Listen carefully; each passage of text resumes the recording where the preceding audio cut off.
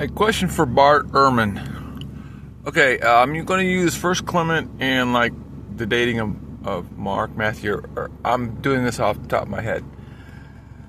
Now, if you notice, I think he wrote between 1Clement between 68 or 67 to 69. I think you probably know why.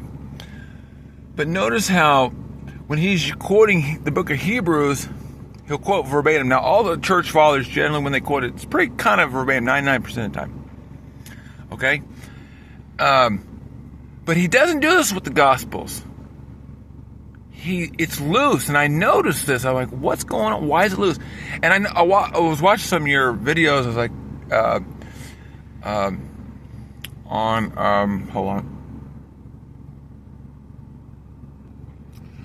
But anyways, you were mentioning on how back then it wouldn't have been so text. They would have everyone was just telling the same story over and over, and it was verbatim. But the storyline wasn't exactly the same, but all the stories were highly the same. So it's not like Clement was contradicting, like whether he's quoting from Matthew or Mark.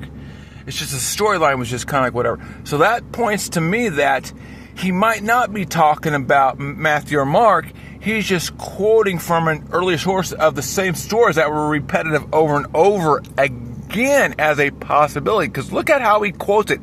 It's very vague, but when you go Ignatius and all them, it's always like That's one of my theories. It's either he didn't. It's too loose. He might not have even he might have known it, but he wasn't pulling from Mark or Matthew. Do you see what I'm saying? But he is pulling from the book of Hebrews. So I wanted to throw that as a possible sign that could be that he might not be aware of. I can't remember if it was Matthew or Mark or whatever, but his translation is loose. What do you think of that possibility?